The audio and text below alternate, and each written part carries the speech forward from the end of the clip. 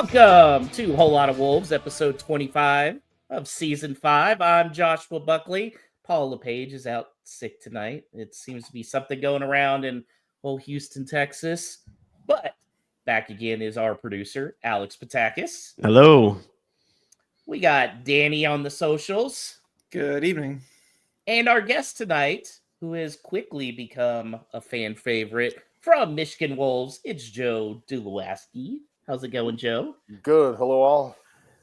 And I know we have a lot to talk to you about the USA Day over in Molyneux. We are going to hit on that in a little bit. But first, guys, we have to talk about the crazy day that was Saturday. 2-0 win over Villa. Joe, it was a little concerning because we knew Strand Larson was going to be out. We knew Jao Gomez was going to be out.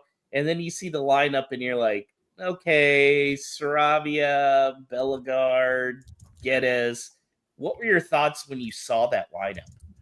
I saw Vitor tinkering with the lineup, right? And it's I think he's trying to identify and find the chemistry.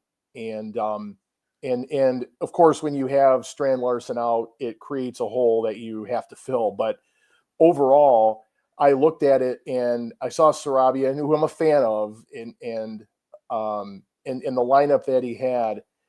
You know, again, I've watched the club all year, and they have the talent there, but just waiting for them to put it together. And maybe he's found a formula, or by moving people around and putting them in different positions, he's putting them at where they'll excel. You know, Danny, I've never said a bad thing about Pablo Sarabia starting on this podcast. No, never. Not once. Never. And he had a great pass on the assist to the Bellegardian of the Galaxy, who was starting at center mid. And I know it's been brought up on this show that, hey, maybe that's his best position. And it kind of seemed like it because not only did he have the goal, you could probably argue man of the match, right? I'd very easily argue man of the match. I think a lot of players had good games, but I mean, it was a total transformation for him. And obviously the big challenge for him going forward is consistency. And I think it's an interesting question that Pereira is going to have to deal with is, how do you get him into the midfield? Does he become a regular fixture of the midfield, whether he starts there or not? And then if that is the choice, then can he continue that kind of form? I think history has shown that he's probably not that consistent, but it is exciting to see him play in his more natural place. And I think, it's sort of gotten forgotten because he's like number 100 on our list of like problems this season. But, we've played him in so many different positions, most of which aren't his natural position. So probably a big relief to him also. Yeah, and Guedes, Alex, was also making an impact in the first half. Not really sure if it was a positive or a negative impact. Could have had a hat trick. Instead, he had no goals. And I don't know about you, but I was sitting around saying, yeah, those are going to haunt us 100%. Yeah, too. It feels like the rule of sports is that if you miss that many chances, like there's no way it doesn't come back and bite you. But thankfully, we kind of got away with one there. I thought Guedes. I mean, look, his finishing was not great over the weekend. That is very, very obvious. Vitor Pereira was visibly upset with him, and then had a moment where he was talking to him. I'm sure, hopefully, just trying to boost his confidence and not berate him. But we don't know what they were saying in Portuguese on the sideline during that moment. Yeah, you don't. He's a fiery guy. But to Guedes' credit, I thought he ran his ass off. I thought he looked like a player who, whether he wants to or not, wants to be here. And we spent most of last week talking about the team not looking like they care. He looks like he cares, and he is adept at getting. Which I would have never had cares and Guedes in the same sentence. Yeah, since so he's come over here. if it's a rejuvenation with the new hire at manager, whatever it is, if it's reality setting in of like the type of battle we're going to be in for the rest of the season, whatever it is, I'm happy about it. And he does get in good positions. Like that's the thing is like we can knock Sarabia and get us all we want. We can debate whether or not they're like cut out for the Premier League. I do think they're both very intelligent players. Which Danny mentioned there's like a laundry list of problems on Wolves. Like, you can't say that about a lot of attacking players that we've had over the years that have been disappointments for Wolves. I think they're very skilled at that. It's the physicality that I think is often the question, and Geddes his finishing over the weekend. But I'm not convinced that we don't see him continue to have goal involvements as he gets more playing time on this team, and certainly if he plays in the cup, because that's where he shines. He was Mr. Carabao, and now hopefully he could be Mr. FA Cup as well. Joe, with Strand Larson, kind of heard like maybe 2 to 3 months out, which do you think Geddes and Sarabia are going to be permanent places in this lineup now? It's possible, Josh, but again, you may see some more tweaking of that. But again, though, is the question is that the formula that was done, is that successful? And and with regards to Geddes, I mean, I like to see these players first create the opportunities and then finish. The finishing, I hope, will come. But yeah, I do. I see that. Again, there may be some minor tweaking, but I definitely see that as a formula that appears to work. And the one thing I noticed is, and maybe it was just me, but I noticed that the Wolves were definitely playing a more defensive posture, and the chances that they were creating were on the counterattack. And maybe that's yet another ingredient to this as well. Well, and part of that defense was the return of Cody Gomez. Danny, he looked good. And, I still question Doc on the right side, at right center back. But Cody and Agadu really steadied things back there. Yeah, just to touch on Doc for a second, I was kind of surprised that when, Cody came back in, that it wasn't, your three natural center backs, with Santi keeping his place. But then you remember that Vitor Pereira really prefers, the quote unquote defenders as opposed to center backs. And I think that might be a hint going forward as to the setup, even as we get, the new players in that we're going to talk about. And so I think Doc keeping his place maybe is more of a Vitor Pereira thing, but you have to look at Cody, and I mean, it's a small sample size, but Cody has started 3 games under Vitor Pereira, and we have won all of them and kept clean sheets in all of them. So right now it's hard to think that he could be dropped for any reason. We all know that he's not the most technically gifted sometimes. I mean, he somehow skates around just fine, but man, sometimes he doesn't look all that graceful, but you can't argue with the results, and especially in this game. I mean, I was immediately thinking about dreaming of next year with Todi, Agba, and Yersin in a back three, and what that looks like. They'll dominate the championship, Danny. What's the record for least number of goals conceded in a championship campaign? Yeah, right. The only way Toti could have looked better is if he was wearing the shirt that you're wearing, Danny, and modeling it. That's right. With blonde hair. Yeah. Yeah. No, he went away with the blonde hair, but instead went with the full beard, which I have not seen on him yet. So maybe the beard. And I think someone was talking to me about a facial hair spreadsheet. I don't think our squad has quite. It was when João Gomez went with just the mustache instead of the mustache and goatee. Oh man, there's too many permutations though. It was easy when it was just blonde or not blonde. Yeah, that's a lot of tape you have to review. Alex, it really seems like Agadu has been exactly what Wolves needed, and he's added that toughness back there that was really desperately needed. Yeah, I mean, we all know like what who he is physically. It's overwhelmingly obvious when you watch him play. He's very, He's a very big gifted. motherfucker. Yep. He is. Yeah. There's no other way to to put that. But he's very skilled. I thought he looked like a very instinctual player at the middle of that defense. When you look at that position, I guess in the modern Wolves era, historically, Connor Cody obviously did it very, very well. He had a particular niche, and that was his role. Craig Dawson then came in and kind of steadied the waters a little bit at that position. If that is where Agadu is going to end up playing now that the transfer deadline is closed and Totti is healthy and would play on the left, I'm pretty into it, and he is. There's a big difference physically between him, Dawson, and Cody, right? So if he could play with like half the instincts that those guys played with over the time in the back three for Wolves when they weren't leaking goals when Mr. Gary O'Neill came in, then I'm very, very heartened, and I think he seems like the kind of player who really looks forward to the challenge of facing a really impactful number 9. And on Saturday, Ollie Watkins, maybe guys were leggy, whatever. I guess you could always throw that caveat in. Villa played midweek. They've been bad after their Champions League matches.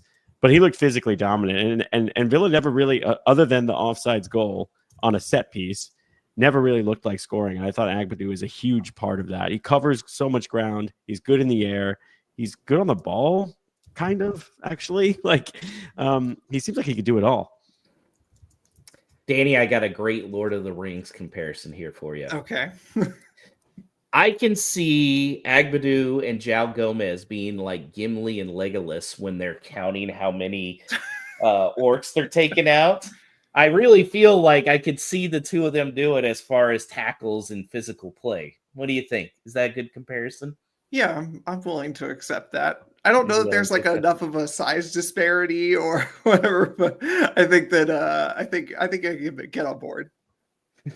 Yeah, I could see João Gomez getting tossed right at a ball. Maybe it would be if Podence was right. If he was Podence's size. I mean, we can all agree getting Podence back would be the best for at least the content and the banter. It'd be something. I forgot all about him this transfer window. I don't even know. Well, Joe, it was almost 1-1, which probably would have led to a completely different result in the end. It was on a set piece again, but VAR ruled that it was offside. I liked the way the rule was put in place, but were you surprised that the goal was ruled off? Heck no. No, law of averages says we're going to have to get one of these at some point.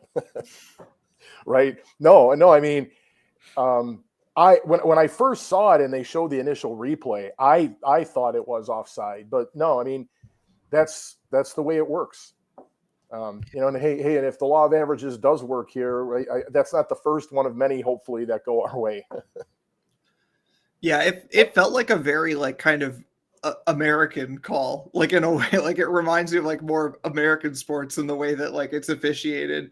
For what it's worth, obviously there are lots of Villa fans crying about it, and I understand. If it was our goal, I'd be salty too. But to me, that's kind of I don't really want VAR to be looking at minuscule differences, but at the same time, the types of things that I would like VAR to actually care about are cynical breaking of the rules.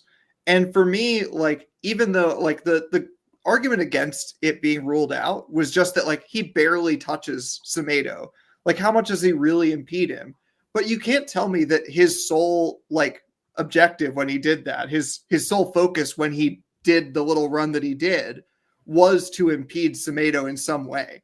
He's not doing that. I think that was 100%. Yeah, he's not doing it for any other reason. And so for me, it's almost like the way that we judge a penalty, where it's if there's any contact while you're doing that in an offside position, then I'm sorry, you're offside. If you want to run around and just distract and be offside, then fine. But as soon as you make contact with the player at all, then he has a claim to say, I was worried about this offside player and I needed to go track this runner. You know, I don't think he was getting there anyway, which is also what Villa fans would say, but like, then just don't do it. Yeah. And this is where I think, we could maybe stand to say that, VAR could work in a world where it's implemented correctly, because it's funny, Danny called it very American, but this is very true. There are some times that calls are made in the NFL or in any sport, and like by the letter of the law, you have to make that call, right? Even though I think about the red card last week, right? Like most people would say that Miles Lewis Skelly should not have been given a straight red. But by the letter of the law, if your stud's up above the basically like where the contact was made and you freeze that frame, you just have to make the call. It's the same way where if a player is in an offside position and beating a defender, whether or not he makes enough contact, no, it's not subjective. It has to, it has to be objective, and then it can work. And I think that sometimes you have to make calls that are harsh, and sometimes you have to make calls that a lot of people, maybe even some Wolves fans, would say are kind of stupid calls. But until you continually make those and make it a habit to follow the fucking rules that are laid out, right, so that people don't do it anymore, then we wouldn't be able to argue like that. It's as simple as that. It's like, is it a dumb rule? Maybe. But what you don't want to do is have, something where you could freeze a frame. You could say that guy's breaking a rule, but he's not breaking it enough, because that opens the door for people like us to be like, there's a conspiracy against Wolves. Right. We're hard done by. There's subconscious bias with the big six, like Gary O'Neill said, and that's the kind of stuff that makes us think that. So just call the game as it's written in the rule book. And yeah, maybe it's a little stupid, but at the end of the year, I don't think Villa is going to be like sitting there, writing letters to PGMOL about that one play, right? Like it's like just move on. They're not going to be. Go ahead, Joe. They're not going to be voting to get rid of VAR, right? Yeah, we know that. Yeah, but I agree, Alex. I mean, to me, it's adding, it's figuring out how to add the objectivity, right, and figure out how to add that objectivity, and be able to use VAR to make those objective calls. Yeah, I felt like if you were going to rule off our goal against West Ham last year on the offside when Kilman scored on the set piece, you had to take this one off the score sheet. Like, I agree with the rule there. He very clearly, it was set up for him to block Semedo. So I was glad that the rules actually came through for once for us. Yay. And then, guys, as much as the result in the 3 points were awesome, I really feel like the last 5 minutes of that match is what's going to define the rest of this season more than 3 points is. And that was Matheus Cunha busting through, showing a ton of skill and heart to get that goal. And then his celebration afterwards, which Danny was, that was, I wish he just would have had Fabrizio's Twitter handle and give a big FU to it, because he left no doubt, and he ended up signing his contract like an hour later. He left no doubt that I'm staying here at Wolves. I'm ready for the fight. Yeah, absolutely. And I think I told you guys in the group chat that I was too busy celebrating to even say. I had to ask you guys what he had done before I saw the replay that included the celebration. So I almost missed it. But yeah, on your other point, I noticed that one of the people in the media who is known to be a Wolves fan, Susie Perry, who does a lot of presenting for motorsports and whatever.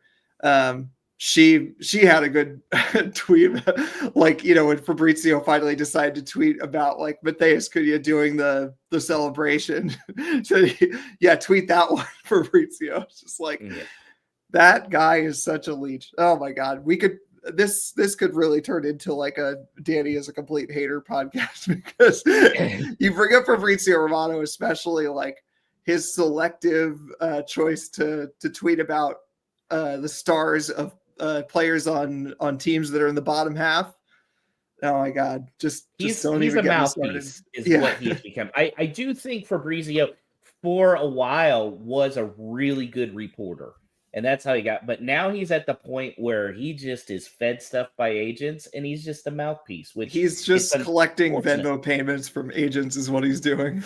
Yeah, and it's unfortunate because I felt like he was very reliable a few years ago, and now it's just like no, not at all.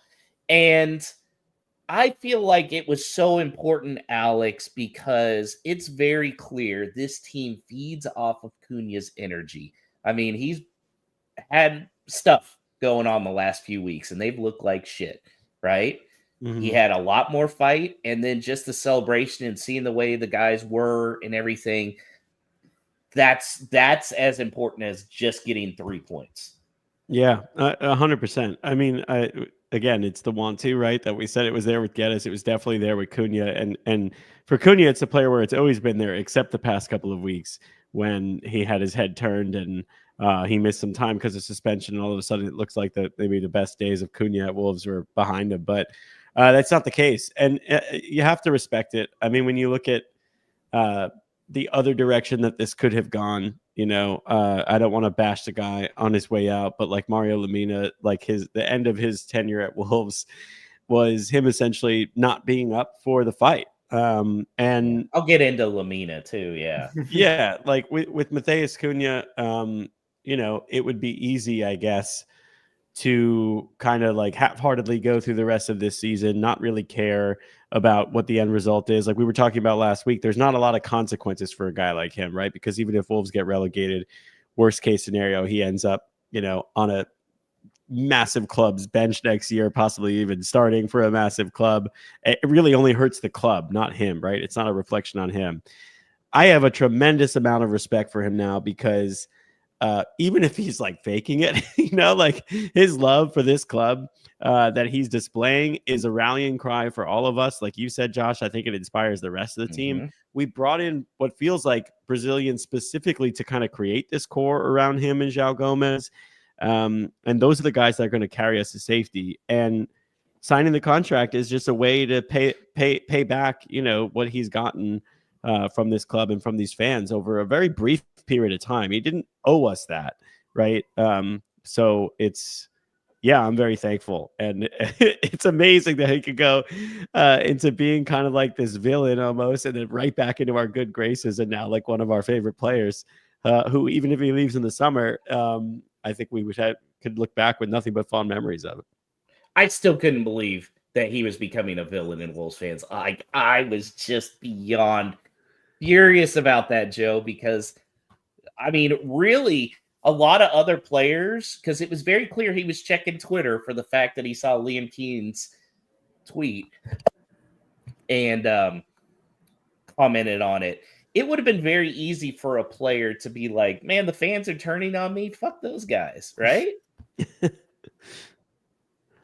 Yeah. I mean, I'll say that for me, honestly, there's still some work to be done. Like he was still not at his best in that Villa game, I will say, especially in the first half when Wolves were actually doing quite well.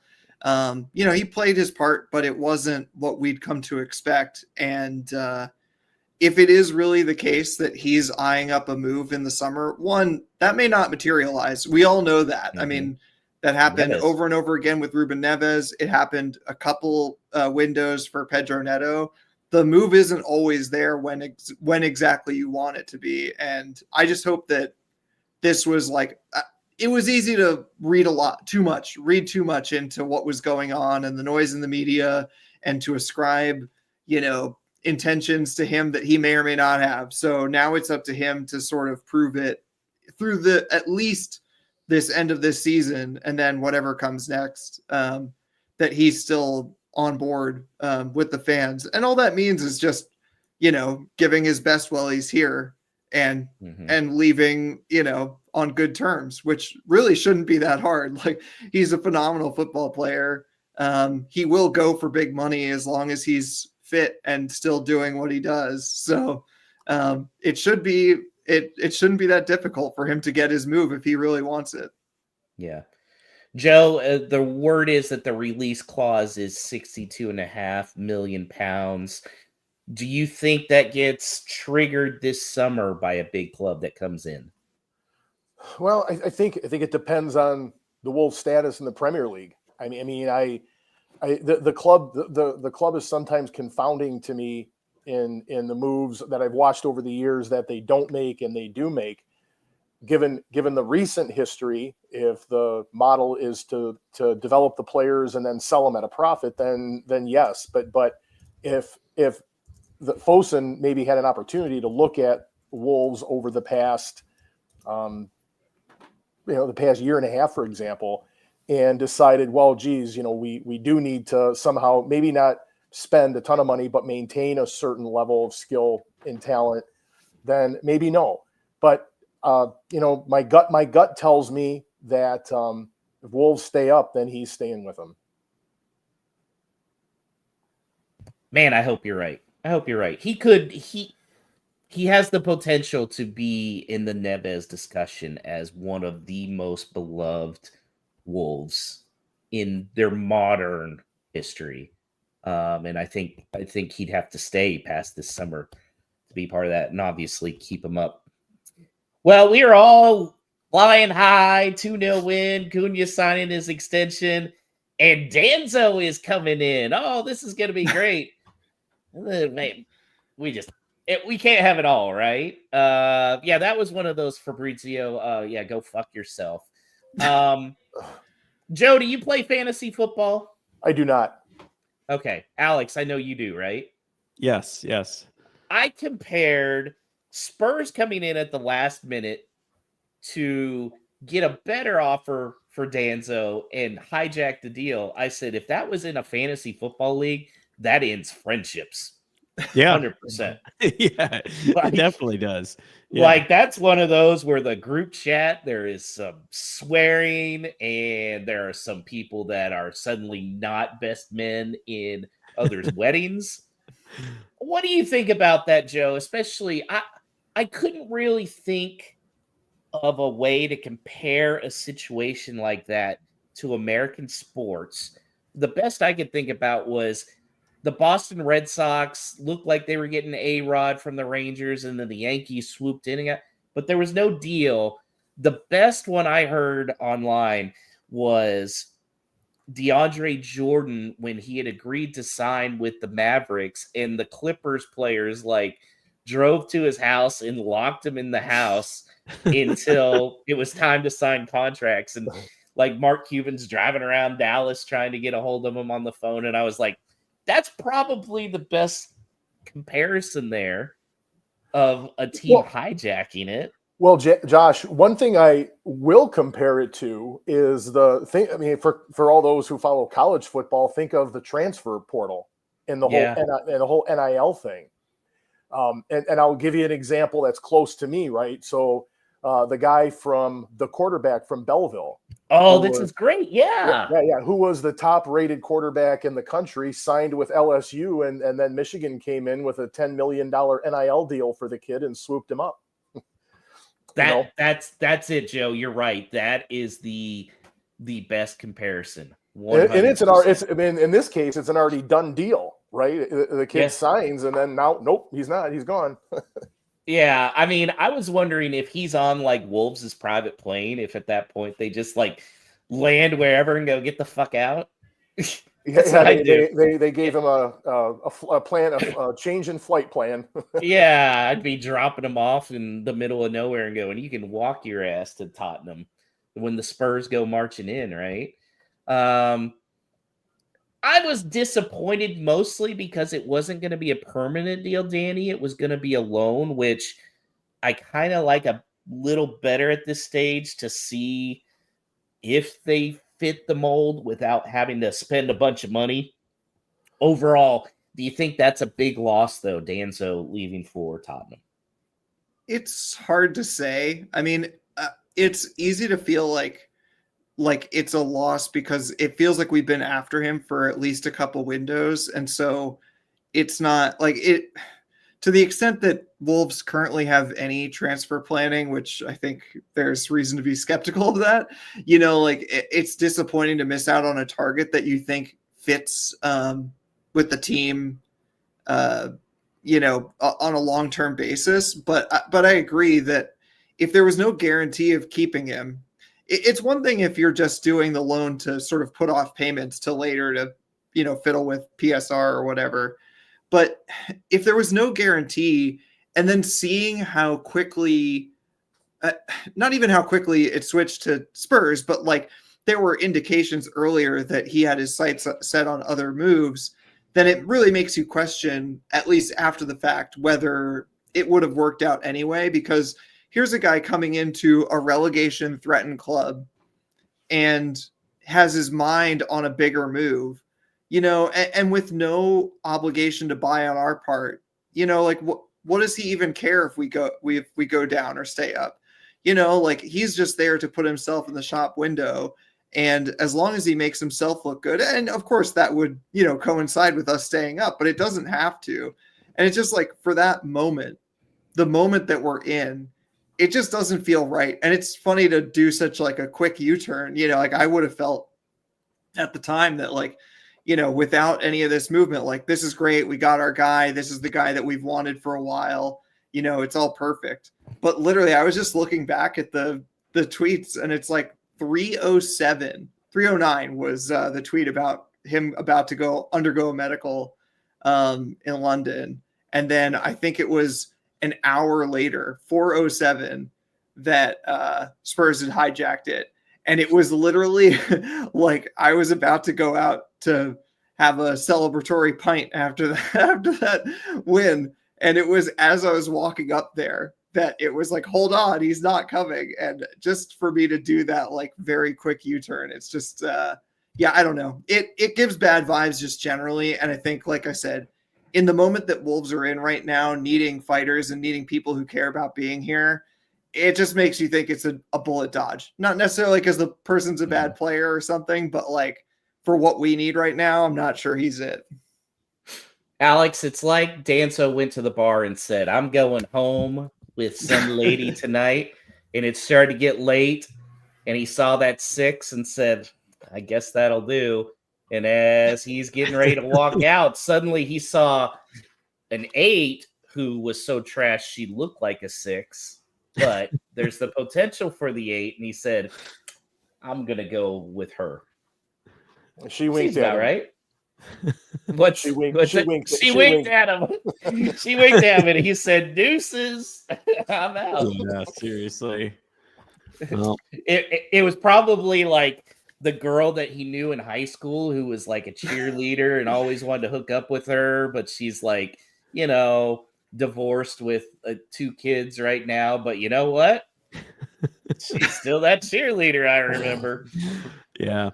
I mean, I guess it is Spurs, but you could argue if there's like one club that's like having more of a disappointment of a season than Wolves, so I think some people had predicted. Well, it's weird because some people thought they were bound for relegation going into the year, and some people thought they would be in the top half. But Spurs certainly have underdelivered to a greater level than anybody else this season in the league until their win on the weekend. We were seriously going to have to talk about if they're going to get dragged into this muck with us, right? So, yeah. Good luck to them. They're still down there. Like, I'm not making any predictions, but I'm just saying, like, they're not out of it yet. And the last thing I'll say about Spurs is that Danzo has had some injuries in the past, and I just immediately wonder how he's going to fare under Ange Ball. He's not even a guaranteed starter now because they got another center back the next day. Yeah. Well, in terms, in this situation, if we're the 6 that was about to go home with this guy, and then we did dodge a bullet because it's the questionable character, right? From the guy who at the last second is willing to just kind of jump ship and just go with anything that might seem like a better prospect. So, and that's really what, to Danny's point, we're not in a situation where we could bring in more bad characters, right? Like we've had enough turmoil. We've changed captains. We've had people fight opposing members of opposing team staff. We've then sold captains multiple years in a row. We were questioning if our best player wanted to be here. Like we don't need a guy who's just here for a good time in a relegation battle to try to make a name for himself in England. We need João Gomez's, right? Like men of their word, guys who aren't going to be he'll bar close anyway, like waiting to just like swoop in on someone. And there's nothing wrong with being a 6. Sometimes that means, make up for it in other ways. A little spunky and, fun to be around. Yeah, well, if you're in this game for 9s and 10s, then Wolves are just not for you, right? Good Lord, this metaphor is getting strained. Blame Josh. Paul's gonna be like, I'm never getting sick ever again. So I thought at that point, this is the perfect excuse for Wolves to just be like, well, we tried. I seriously doubted they had a plan B. But they did have a plan B, guys, and that's Nasir Giga. I got it. Wow, the D is silent, guys. And so I decided it's going to be Giga Unchained for those Tarantino fans from Red Star Belgrade. 5.5-year deal. Now, Joe, he does have a lot of starting experience and Champions League group experience, despite being only 22. Do you think he slides right into the starting 11, or is he somebody that's going to be kind of worked in slowly? I mean, I think also, Josh, he has some national cap experience too, if I'm not mistaken. When I looked it up, he's got size. I think I looked at it. He's 6'3", which is a decent size for a defender, right? Central defender. So, if I look at behavior in the history of the club and behavior, no, I don't necessarily see him sliding in, but I do see him rotating and subbing for sure. Once there's some acclimation to the club, I do. Danny, you've probably looked at a lot of YouTube highlights. So, what is your breakdown on him? I have not. I've looked at a little bit. But no, I think that, from what I've seen, the very little that I've seen, I feel like the closest comparison is like Yerson, where he's a bit more rangy and he probably has a bit more pace than your big guys like Agadu. I saw some really positive remarks from a journalist after the deal went through. So I'll just bring that up. Good with the ball, sets up play from defense, likes contact play. So we know Yerson likes some contact play. Yeah. Does this mean we're going to get the Giga squeezy bummo-meter? Maybe. Good pass quality, good initial control. Can also play right back in case of need. Good turns, good sprints, good decisions, speed under pressure, very good long passes. We'll have to see. I pointed out to some folks on Twitter that, he's coming from a team that sits at the top of the league and they don't have to do a ton of defending. So he's going to have had a lot more time on the ball at Belgrade than he is here. So we'll have to see about that. But I think it's going to be sort of in that Yerson mold of like recovery runs and that kind of thing. I think in terms of him slotting in, it's going to be really interesting because I think Doc is keeping his place specifically because he is not quite a center back. And so maybe that lends credence. If this guy also can play right back, if he is sort of the same, maybe he does come in. But we also have to remember he's not he's fairly young. He's 22. He's 22. Yeah. So 22. There's not a rush. I'm just happy that we have cover there. And if he can challenge Doc and maybe take his spot, then that could only be a good thing. Yeah, that was my disappointment because I felt like Danso was for sure going in and he was going to slot right in. But it's not like Doc's been horrible. He's been solid. So the other move, which I'm kind of on the fence about here, was Marshall Manetzi, Alex. I felt like once we saw what Bellegarde could do at center mid in a natural position, knowing we have Tommy Doyle, we still have Gomez, still have Andre, Boubacar's coming back. Are you surprised they got another center mid, especially on a non-loan deal? Yeah, actually, I guess I am a little surprised. I guess I'm not surprised they added a center back or a center midfielder. I'm surprised at the one that they did add, because it is definitely a different profile than Mario Lemina and Munetsi, who seems like he likes to get forward and come in, contribute offensively, has decent goal involvements. But I don't know truly the midfield that Pereira wants to play long term. So maybe this is also one of those things. Like, he is 28 years old. It's not like he's a kid. If Pereira at some point is going to want to play a midfield 3, to me it makes a lot more sense. But if we're just riding out a midfield 2 for the rest of the year, having seen what Bellegarde could do, knowing that they didn't end up loaning out Tommy Doyle anywhere, and that when healthy, Gomez, Andre, and João Gomez are like, 2 of the first names on the team sheet, then yeah, like is he going to be a guy who struggles to even make the bench some games? I don't know. Is he going to be a guy who's like the first name called off the bench? Maybe. I'm not really certain. Are we going to at some point play a midfield 3? It's a possibility. Or the famous 3-6-1. Yeah, maybe we'll see some of that. I like that. I think he adds where he is good are in areas I think that other Wolves midfielders don't necessarily have that skill set, right? Like, like I think 96. I'm just looking at some of like his like percentile rankings against other midfielders. 96 percentile for non-penalty XGs. He gets a lot of shots off. His passing is pretty suspect. Great. Which is what scares me. Like, if we're in a relegation battle, right? Like, turning the ball over in the midfield is not something that I think is going to bode well for us. He's like really, really bad in terms of pass completion percentage compared to other midfielders. So he's 0-0 to Soe. Awesome. But that being said, he's another guy. Look, Zimbabwe international, former teammate of Agadu. Like, it's also like, I'm all for like positive vibe moves too, right? Like, if it's just going to be a guy, we need depth. We need some, like, we have to prepare in case of emergency of injury and suspension. We always caveat that with our Brazilians who love to go in with the crunching challenge. You need the depth, but long term, I don't know what this move is, because he's 28, right? So it's not a player you're going to like groom, and I think he's just like a bench guy. So be it. But or a championship starter. Yeah, championship starter maybe. I don't know, but yeah, Bellegarde gives you a lot to think about. That was a really good performance, man. And Gary O'Neill insisted on playing him on the wing, but I can't help but feel like we've just been wasted a year of Bellegarde's life now, having seen what he could do.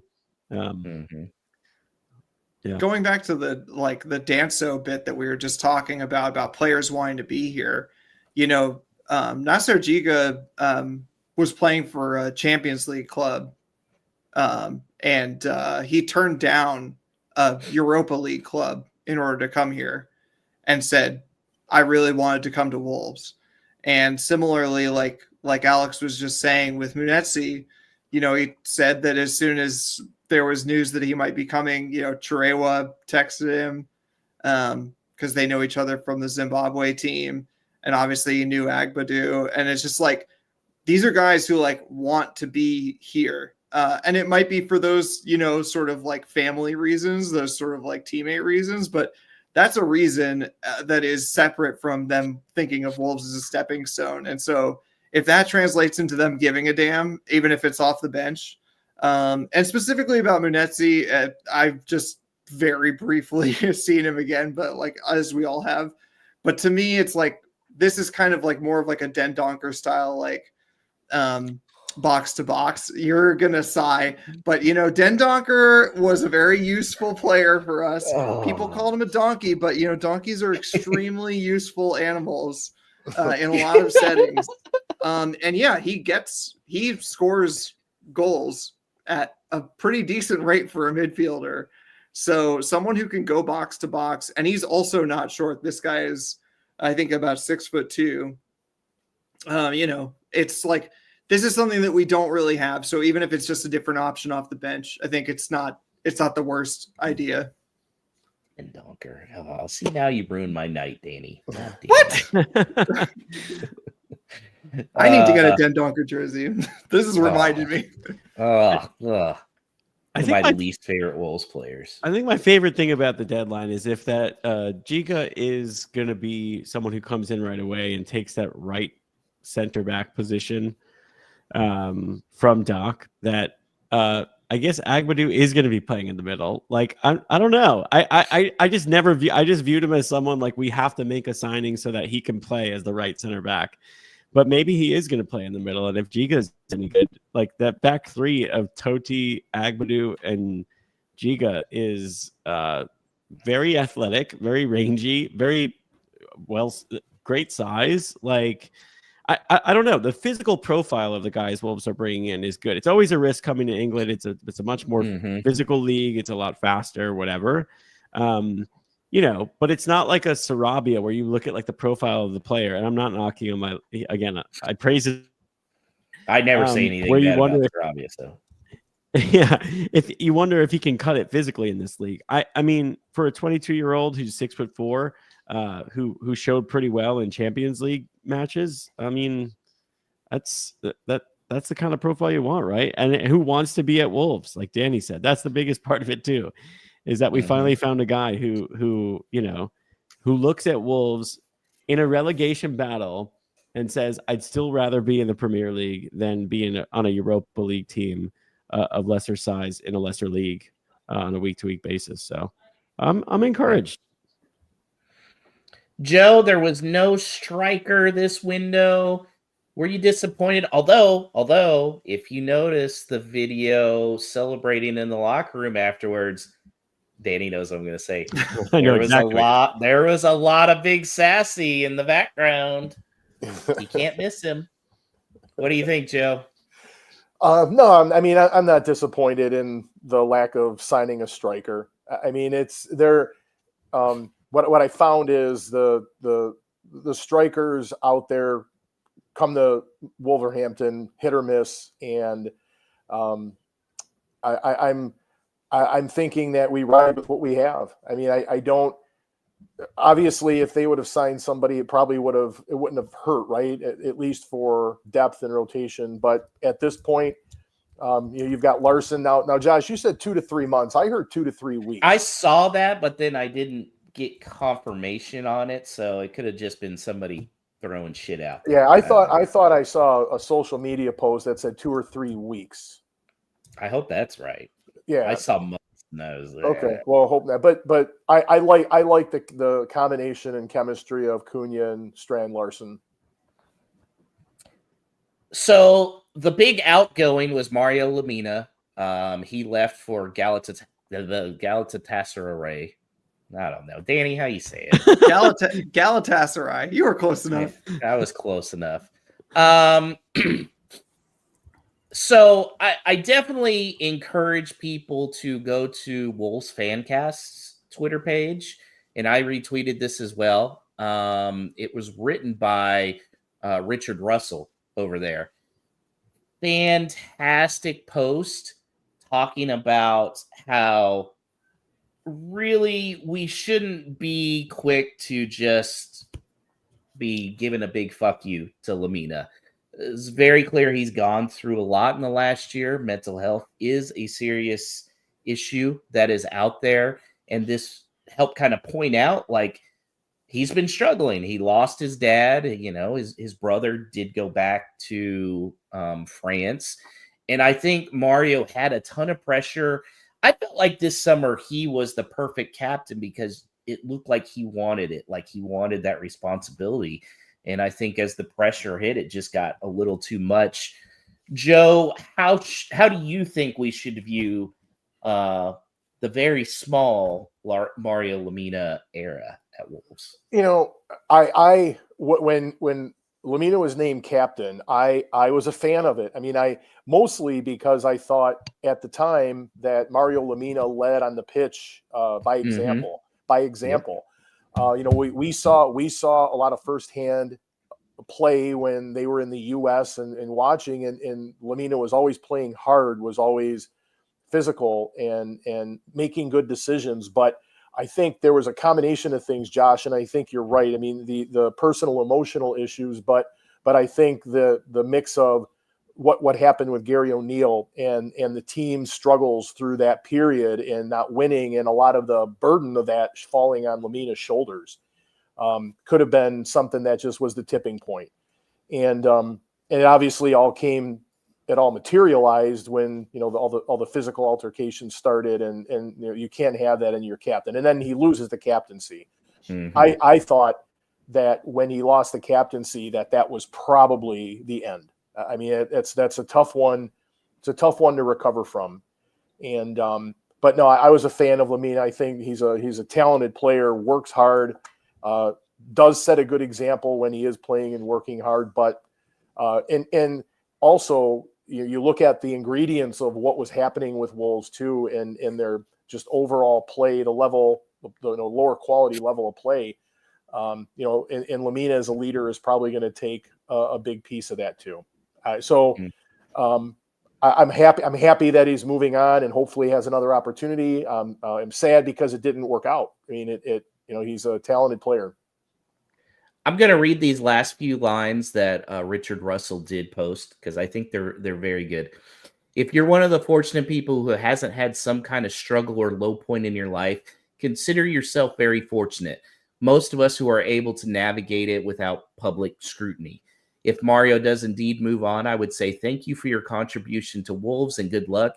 If he stays, I sincerely hope he's able to reintegrate into the team and continue to make the positive contributions we became used to seeing. We are all human and life is too short. Just perfect, Danny, I felt like. Yeah, I think we may never know the true answer to what happened. And so that's why it's better, not to make unnecessary comments about it. I think,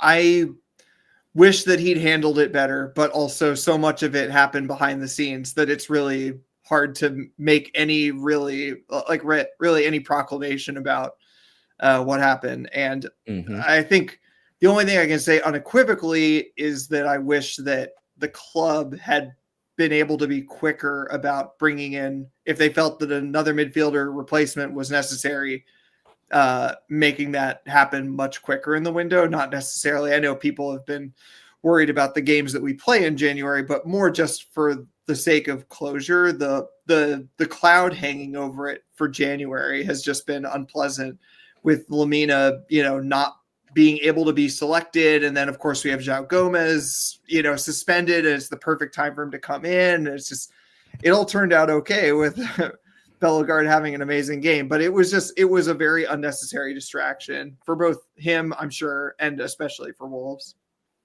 And Alex, I'm probably in the minority, but I'm going to look at Mario Lemina's time at Wolves a lot more favorably than I do Matheus Nunes and Daniel Podence. What do you think? Yeah. I mean, I agree. I mean, Podence did score some important goals and also punched a racist, so that's always a positive, right? But generally, I do agree with you. I feel bad more than I feel like angry at Mario Lemina. I feel just disappointed in the way, but not like disappointed in him necessarily, but disappointed in what happened in that caused his time at Wolves to end. But also, thankful, like, don't forget, he was part of that one window, a different January window where we really needed rescuing. So whatever you want to say about the way things went under Gary O'Neill and then this season and the way it unraveled, he was still a major part in us even getting another Premier League campaign to look forward to and enjoy and podcast about. So I'm thankful for that. He was, some excellent memories from Lemina, including it was his goal that was the Spurs winner, right? That was was awesome. Like there's definitely a lot of joy when you think back on Lemina moments in a very brief time. He was probably the player of the year last year for Wolves.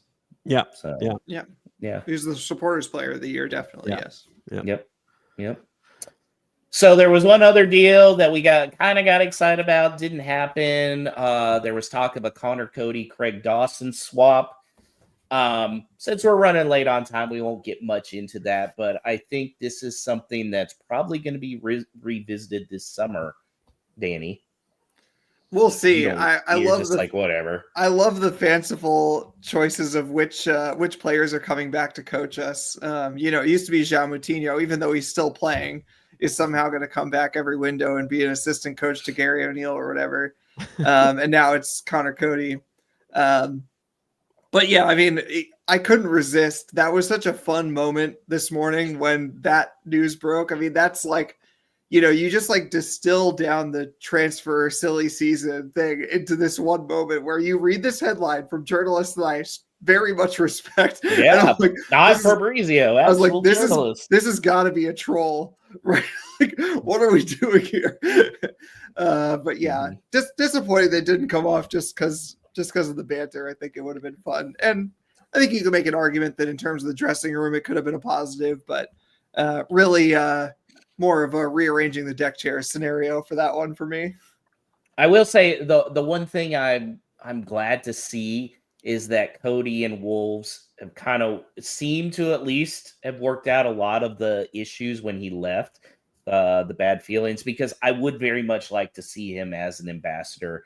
I think if he came on a U.S. tour out here as an ambassador, Joe, American fans would be thrilled, because for a lot of us, we started watching like Cody Jimenez, Adama. That's our Wolves era team.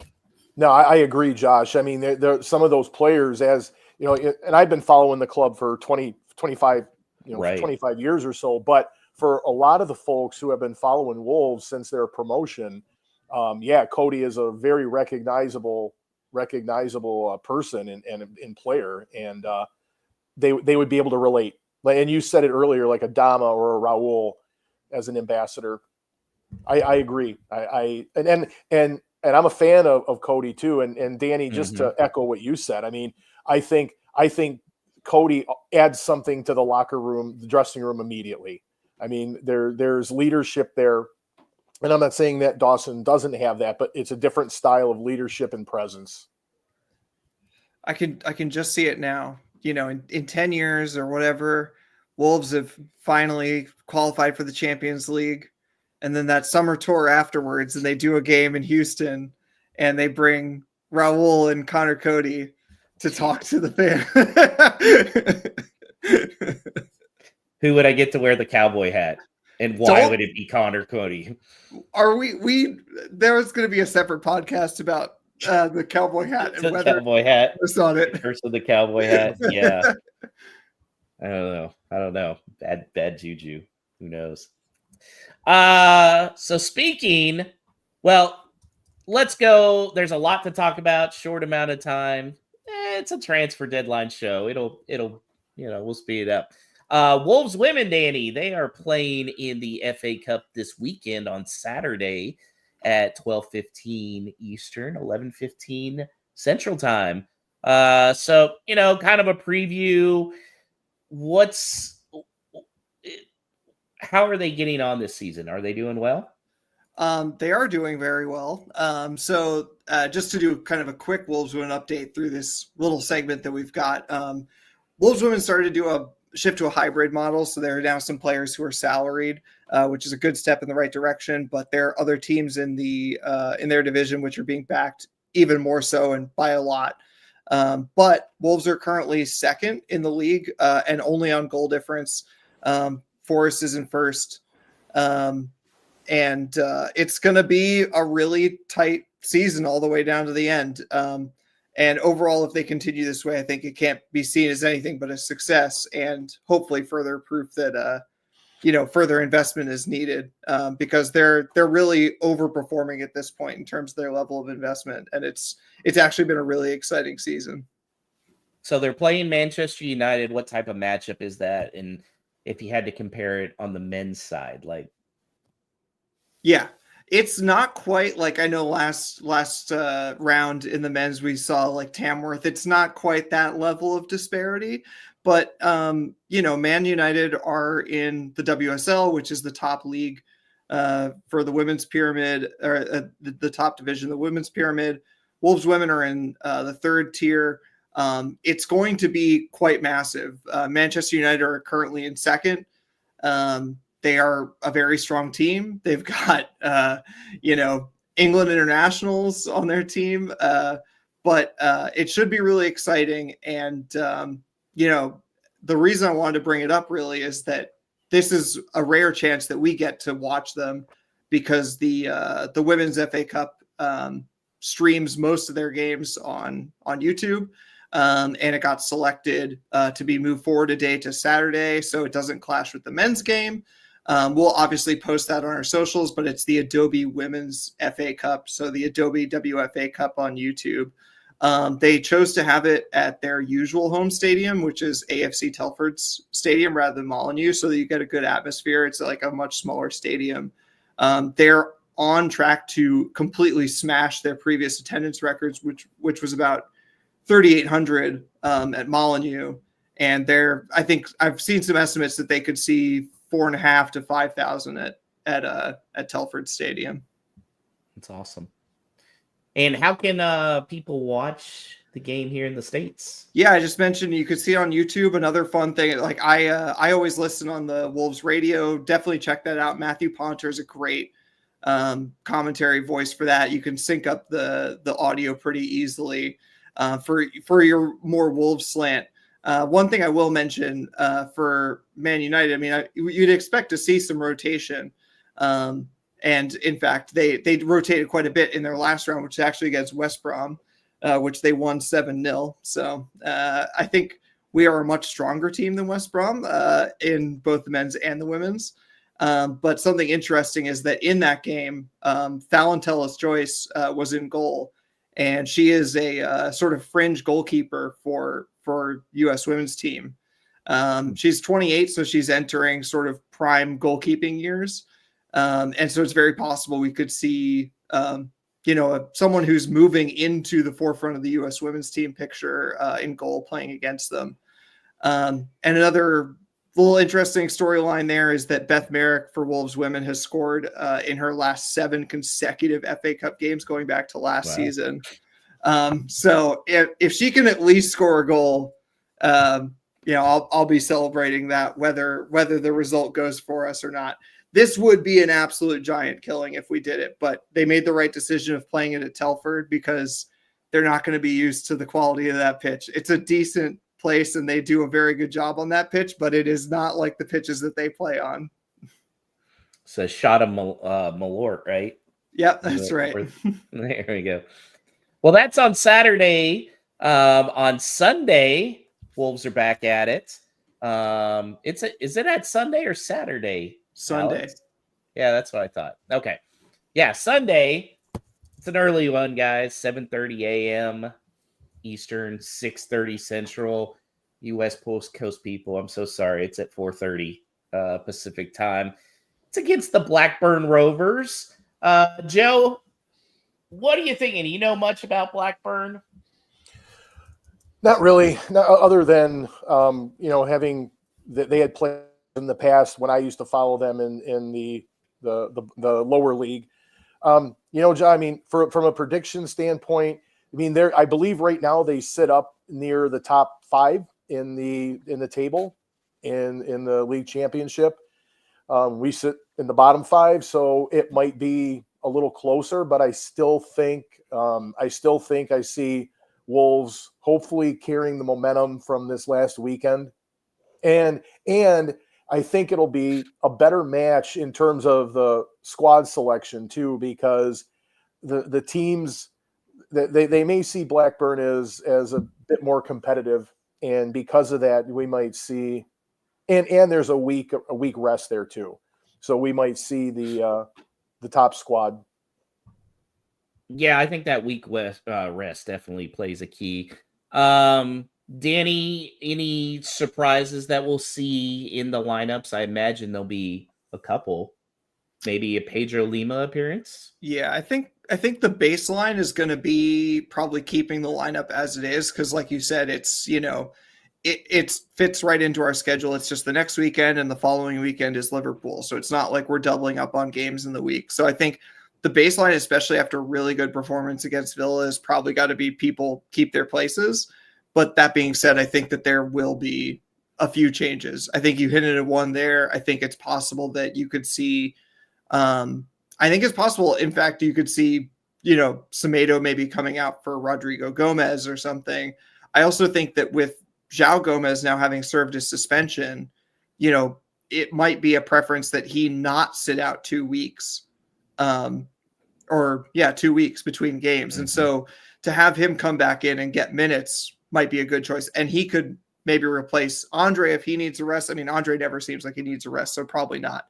But it's going to be those kinds of changes where it's going to be, I think we're still going to look at it as like very much kind of a starting 11 team, but with some changes here and there as needed, or maybe, if some of these new players need some betting in or something. I think that's slightly less likely just because of the positions that they play, but who knows? I mean, Doc's not young anymore and he might need a rest. So it's true. Let's look at the prediction table. Danny, no points this last week. Alex, yeah, I no know. points? I forgot to put in my thing. I was going to say 2-1, but I fully accept that I was just a lazy bastard. Yeah. Paul got none. Oh, look at this. Look who's mounting a comeback. I got a point again. That's 5 in my last 3 games. So, Danny, it didn't really matter. You're still in first with 23. Alex, 16. Paul Bear, watch out. I'm coming for him. He's at 11. I'm at 10. Let's go. Pulling the relegation battle. Joe, we need you to step up for the guest spots. The guest spot still has 5. So, I will let you start. What is your prediction for this match? I think it's going to be – it's not going to be as close as it looks, but I think it's 2-1 Wolves. 2-1 Wolves. Okay. Danny? Yeah, I agree. I think both teams are probably going to play pretty much starting 11 quality players. I still think we have enough, and I think we're riding high. I'm going to go 2-0. I think if Cody starts, we get another clean sheet, and he goes 4 for 4. Wow. Alex?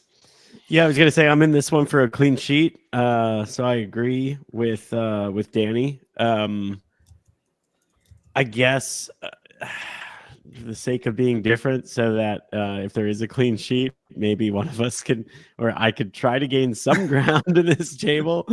I'll say 1-0, a very professional 1-0 victory for Wolves. Oh, no.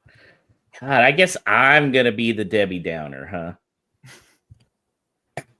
I don't know. I just got a bad feeling about this one. I'm going to say it's going to be a 1-1 draw with then Blackburn winning 3-2 on penalty kicks. Don't do this to me. Don't.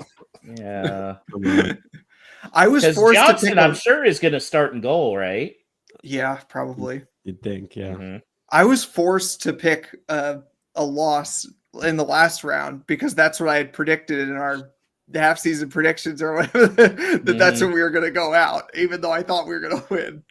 Don't do this to me.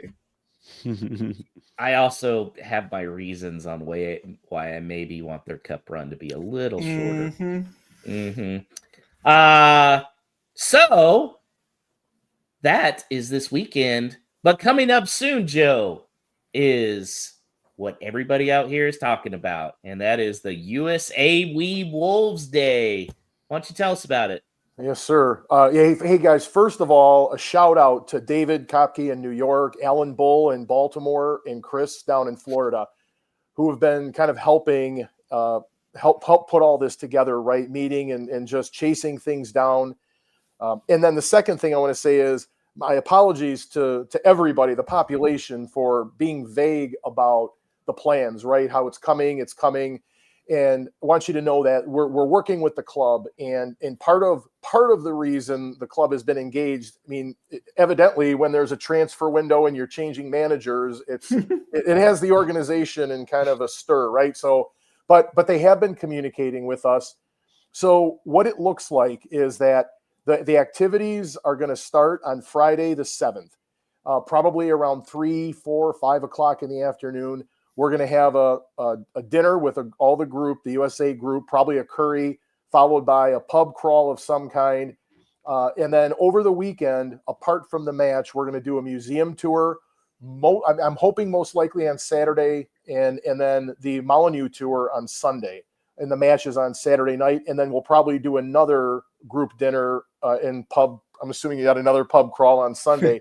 but and during that time, we're trying to arrange the player meet or the former player meet and greets and all of those other activities. But similar to the types of things we did when we were in Florida and in Maryland, hopefully we'll have the opportunity to interact with the staff and former players, and it should be a great weekend. I am working with both Todd and Alan from the club, trying to settle on exactly when these activities are going to take place. But if you were planning travel, you can be safe to say that things are going to start Friday midday and end Sunday evening, and with the match being kind of sandwiched in the middle of all that.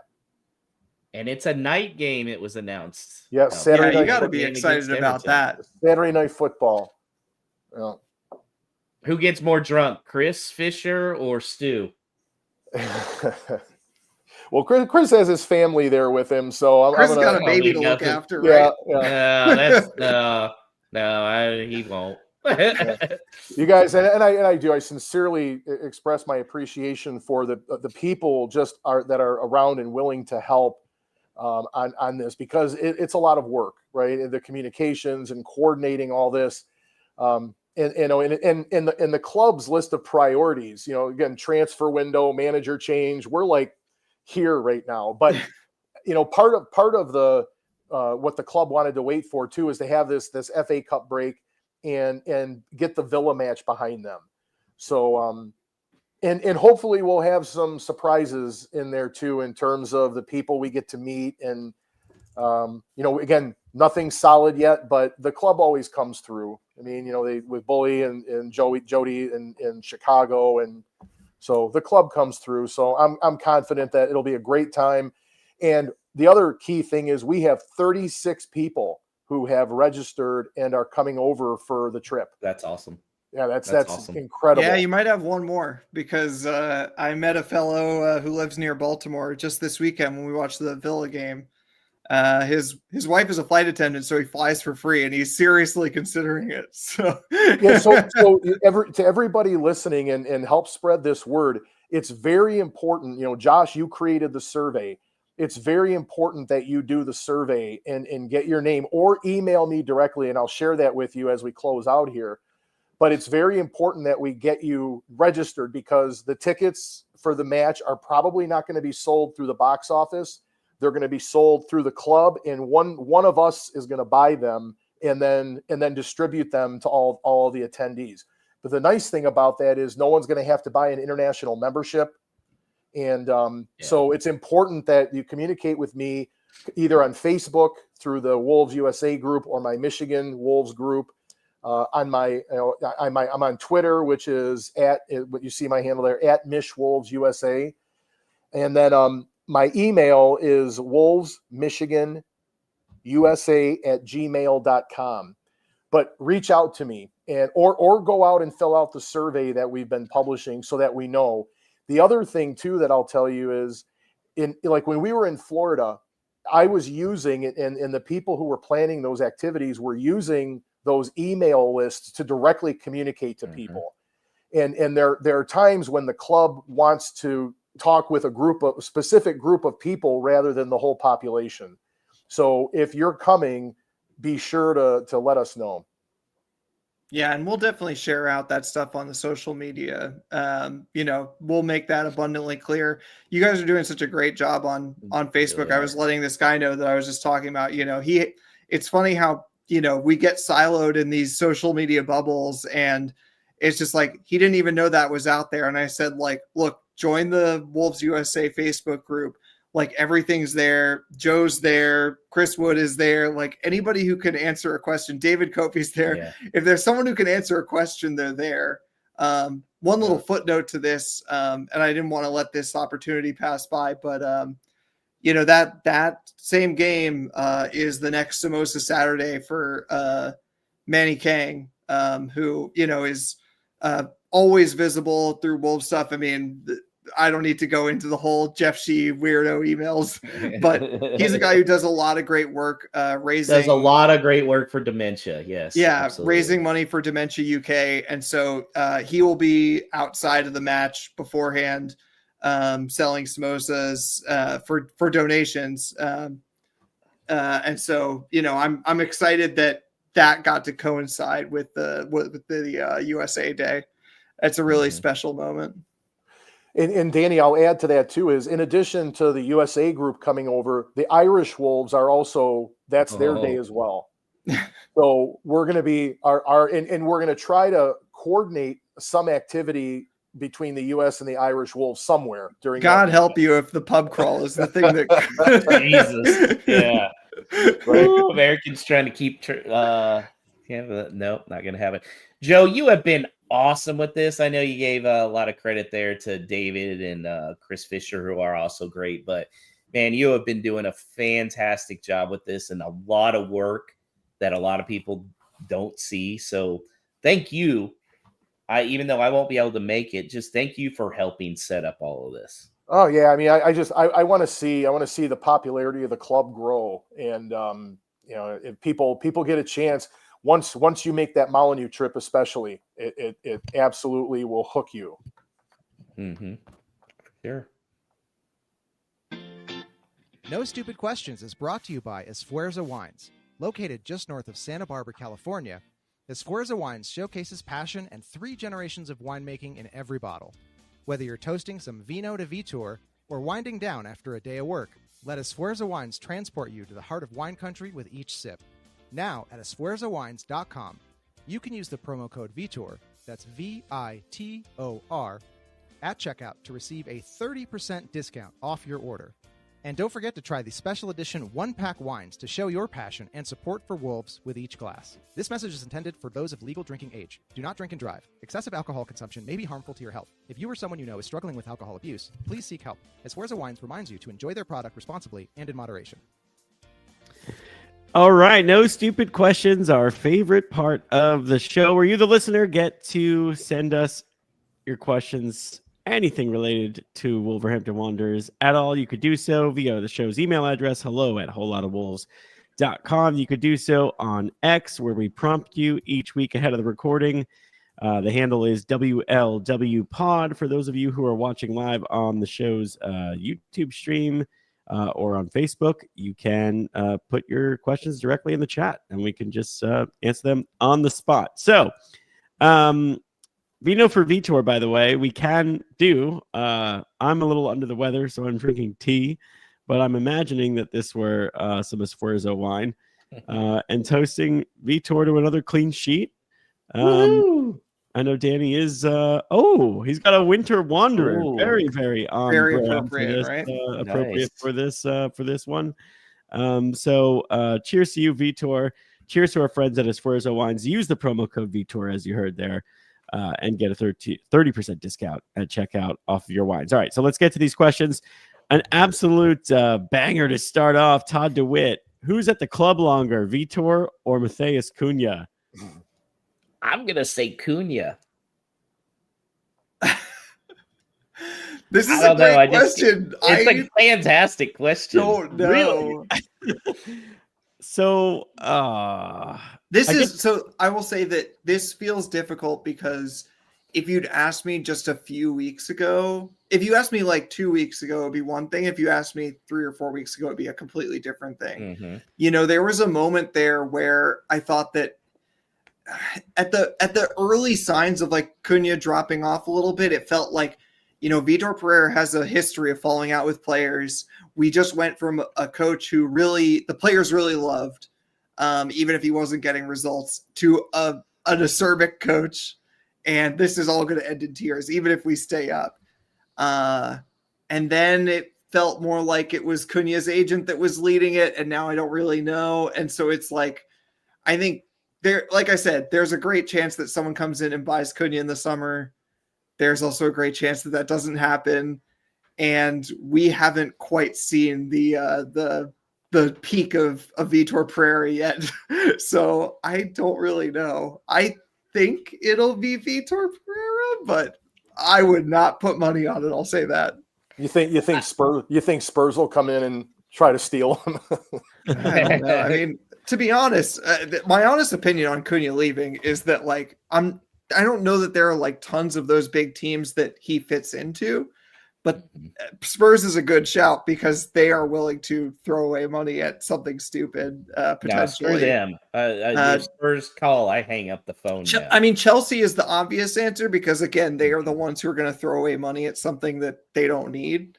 Whereas like that's why the Arsenal thing always seemed a bit odd because I just don't know that he fits in with them. I mean, he's a great player, but I don't know that he fits what they do. But whatever, that's beside the point. Yeah.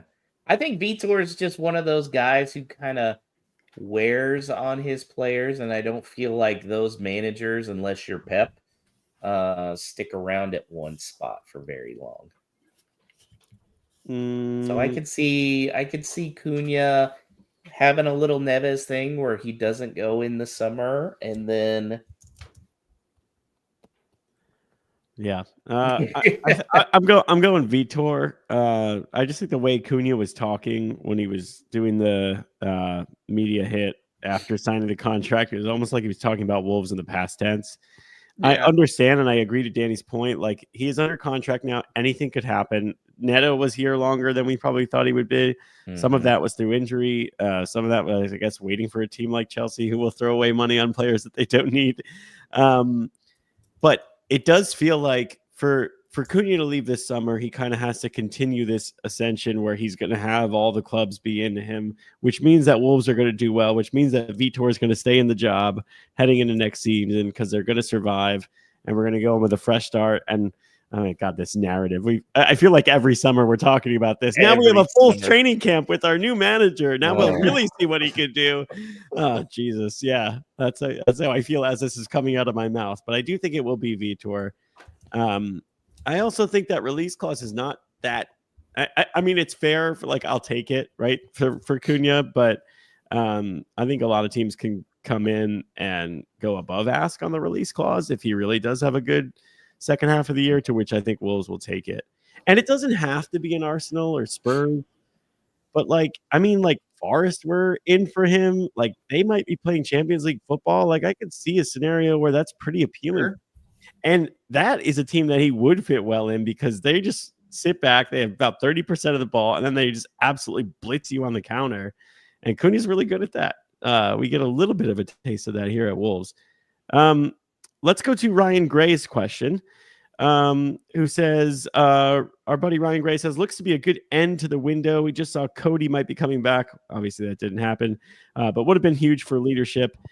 Is this now going to be the norm? Little to no investment in a summer break, break the bank in January, and then no money to spend in the summer again. So talk about cycles. Is this going to be our thing? The January spend to stay up, and then we say, well, we just spent all this money. Yeah, and especially because we have to consider these guys with loans like Strand Larson will be made permanent over the summer. So they'll be like, oh, look, we spent all this money on Strand Larson. It's a horrible way to run a club because you're being so reactionary instead of proactive. It's not the way to be successful. You end up paying more on this window. I mean, some of these guys probably could have been had for cheaper if we were able to wait till the summer. I'd say as long as Jeff Shee's there, though, yeah, this is the way things are going to be done, and it's not smart. And honestly, for a big business like Fosun, it just blows my mind how reactive they are, and they're not proactive.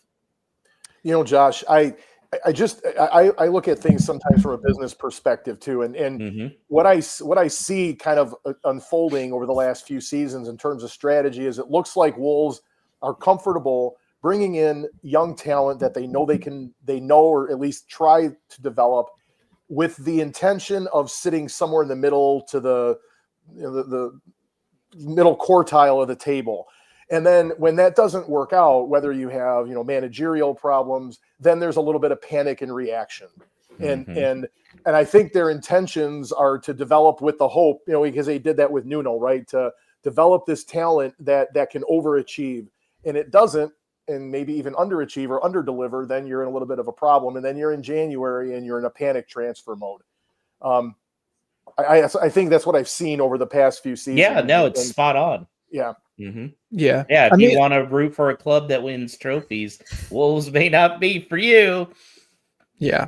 I've sort of said some of this stuff before, but it's just, I think that some people have called it cheaping out that Wolves have gotten sold for big money and then bought for a lot less money. But I think another way to look at it is that we've just, ever since the sort of pandemic-ish, whenever things sort of started to change, we've really been looking at trying to bring in these players who can really kind of break onto the scene, and we're paying under 20 million and then we're going to sell them for over 30.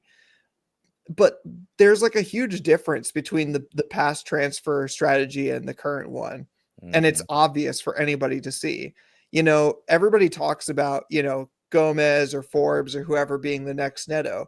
But the reality is that Neto came in when Jota was flying, and there was no hint that Neto was going to be a great player in the future. He was clearly talented, but he didn't have to do anything immediately. And then it turns out that he's a great player and he goes for lots of money. But we're bringing in someone like Rodrigo Gomez, and he's been great. I mean, it's really fun to watch him, but also we're asking him to be, the next Pedro Neto or the next whoever right out of the bat, when like Neto didn't have to do that, and like I think that's the problem that people are seeing, and what Ryan's sort of getting at there, which is like this cycle kind of like can't go on. You can't keep doing that in the summer where it's like, oh, we're going to buy these players who are like going to one day be really great.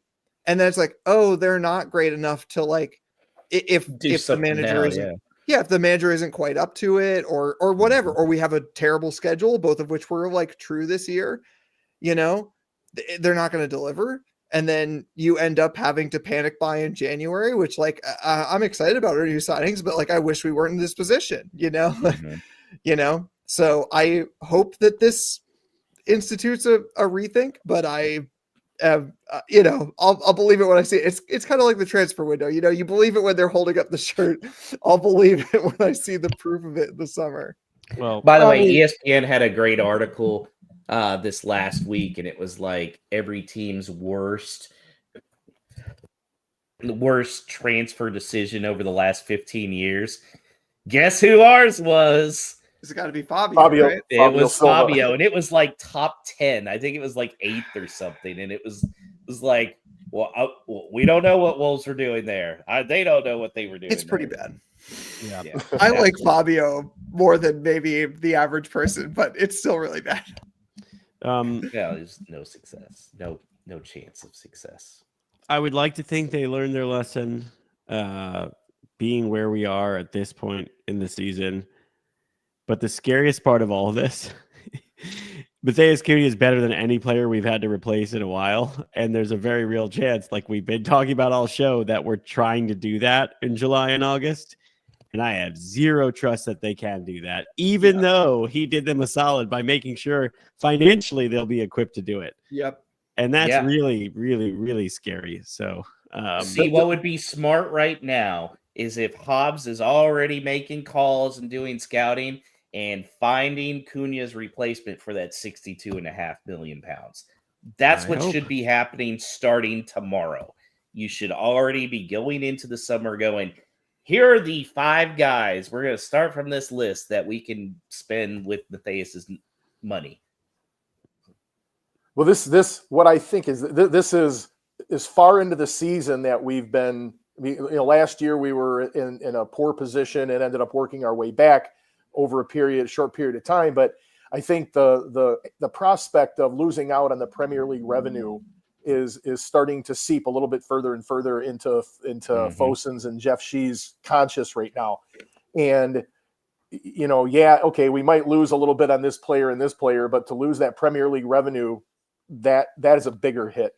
And I was talking with some folks over the weekend who were kind of pushing the idea that it maybe if that happens that they decide to sell the club, but that maybe that was their wishful thinking. I don't know. Yeah. Yeah. All right. Let's finish with this from Chris Fisher from Florida Wolves down in Fort Lauderdale. Big part of the planning, along with Joe, of the USA Day, and of course David Copey here in New York. With the signing of Nasser Giga, could Baltimore Wolves find Burkina Faso on a map? Well, I mean, you're asking me what I had done previously. I will, you'll have to just believe me. I would say that if you were to ask me where Burkina Faso is, I would have said, somewhere in equatorial Africa, and I would have been right.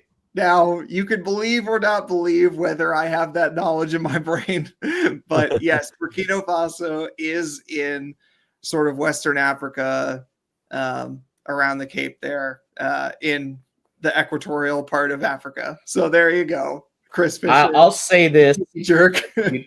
I'll say this in defense of you, Danny. I feel like you would come a lot closer to picking it out on a map than some of the people from Wolves would have been able to pick Minnesota on a map. Or Baltimore, or Jacksonville in relation to Fort Lauderdale. I mean, yeah. And speaking of Baltimore, Danny, the other person I called out earlier that I wanted to make sure, it was Alan from your group in Baltimore, Alan Bull, who's been really helpful on all this planning too. Yeah, he's stepped up and been really encouraged to come in and help. So just a shout out to him. Absolutely. That'll do it for No Stupid Questions. Thanks to everybody who wrote your questions in. Thanks to our friends at Esfuerzo Wines, and thanks to all of you who were watching and listening, bearing with us. A long episode. It's jam-packed. There's a lot going on. We've got 30 plus, almost 40 fans going over for the Everton match. We had to hit on that with Joe. New transfers coming in. Cunha, I mean, what a week for Wolves. What a roller coaster, man. This has been quite a journey. It was really fun. Danso, I mean, oh God. It had everything. It had everything. And now we look forward to a FA Cup match at 7:30 in the freaking morning. Yeah. Hey, be glad you're not on the West Coast, man. Yeah. But a women's FA Cup game at noon. It's such an easy time. Yeah, exactly. That one's way more palatable. Yeah, we went from Tiny Danso to getting gigabit with it. Yeah. We have to workshop some of these. Yeah, just spitballing here. It's like throwing crap against the wall, see what sticks. Joe Deluski, one of our favorites. Thanks for coming on tonight, Joe. My pleasure, guys. Thank you for having me. Yeah, how can people get a hold of you regarding this? I mentioned earlier, my Twitter feed is @MishWolvesUSA. The Facebook group, the USA Wolves Facebook group, the Michigan Wolves Facebook group, also on Instagram @MishWolvesUSA, as well as my email. And again, communicate with me directly at wolvesmichiganusa@gmail.com. Love it. Well, as you may have noticed already, Paul was not here, which, by the way, was the reason we didn't work in a lot of the many good wrestling Royal Rumble related questions, because our wrestling expert was not here. But it also means that I get tasked with trying to come up with something clever to say to wrap up the show. So I'll just say, as you're heading to your 7:30 a.m. watch party in Baltimore or Michigan. Are those really happening? No, right? That's way too damn early. But whoever it is that you encounter on the street as you're wearing your Wolves gear, they give you a look like Wolves, tell them, I love it here. I love it here. Ah, there we go. And up the mighty Wolves.